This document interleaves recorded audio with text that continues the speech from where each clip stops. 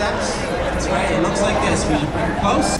Well, film festivals are no strangers to controversy, and this year's Toronto International Film Festival has found itself in the midst of Middle East politics after choosing Tel Aviv as the first location featured in its city-to-city program, which is meant to showcase an urban center with a thriving film scene. Instead, high-profile filmmakers and celebs like Jane Fonda, Danny Glover, and Robert Lantos have spoken out on both sides of the issue. And here at the MZTV Museum of Television, Moses Neimer is hosting a reception welcoming the Tel Aviv delegation, which includes the city's mayor.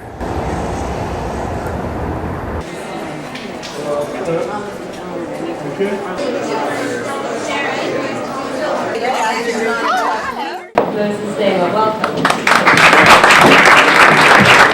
It is my distinct pleasure, my particular pleasure, and in a sense my obligation to welcome all of you here today.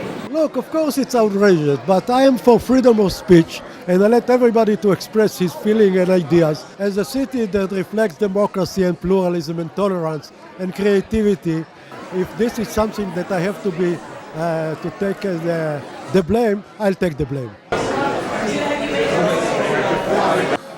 What began as an offering of the museum as simply a venue has transformed into an event of which I am happily and proudly a sponsor.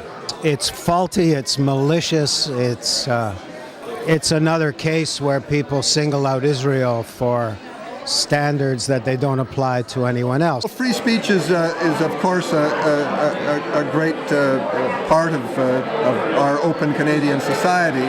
I think that some of the criticism has been uninformed. Among the delegation from Tel Aviv are a number of filmmakers, naturally, both students and professionals, including Leonid Perdovsky, who has a feature in this year's film festival, and his student film that was nominated for an Academy Award, Dark Knight, was screened here for guests in the museum.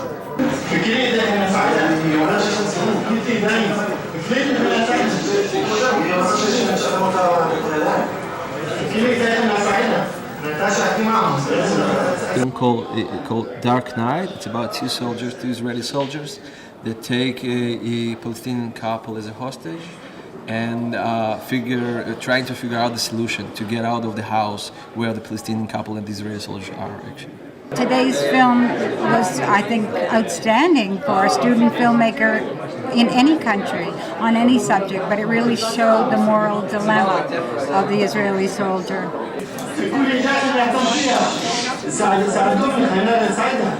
This particular film that we just watched had a really special meaning for me because I'm of Russian descent and I came here when I was 11. And so the film was about a Russian soldier and I guess a victim on the Palestinian side who was also of Russian descent. And in this very intense conflict, they found out that they're both Russian and they could communicate to each other.